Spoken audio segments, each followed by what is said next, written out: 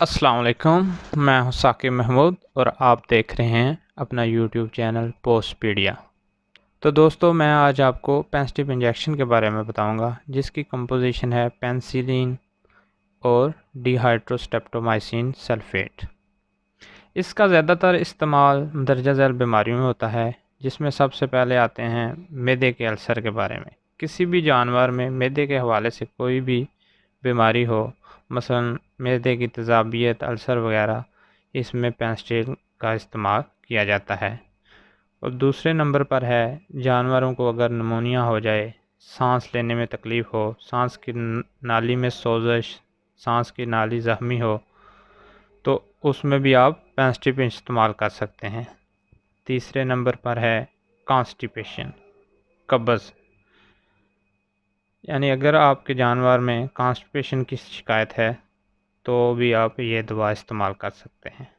चौथे नंबर पर आते हैं जानवरों के थनों में सोजश हो जाना, थन खराब हो जाना, दूध आना बंद हो जाना, उसमें भी आप पेंस्टिप का इस्तेमाल कर सकते हैं।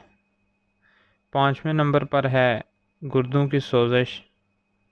गुर्दों की सोजश में भी ये दवा बहुत ही मुफीद समझी जाती है।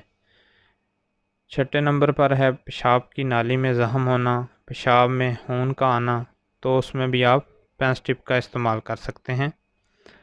सातवें नंबर पर है किसी भी किस्म का जानवर को ज़ख्म हो तो उसमें आप ये दवा इस्तेमाल कर सकते हैं।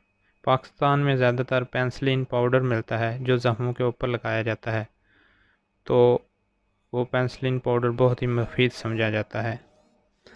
ये पेंसिलिन पाउडर परिंदों के रेस्पिरेटरी सिस्टम के लिए भी बहुत मुफीद समझा जाता है। अब आते हैं इसकी डोजेज की तरफ। कैटल में 1 ml पर 20 kg बॉडी वेट के हिसाब से ये इंजेक्शन 3 दिन दिया जाता है, और बच्चों में, बकरियों वगैरह में 1 ml पर 10 kg भी बॉडी वेट के हिसाब से 3 दिन इसका इस्तेमाल किया जाता है। इस इंजेक्शन के इस्तेमाल के बाद 21 दिन तक आप इस जानवर का गोश्त नहीं खा सकते और 3 दिन तक दूध नहीं इस्तेमाल कर सकते, क्योंकि इसके असरात 21 दिन तक गोश्त में रहते हैं और 3 दिन तक दूध में रहते हैं।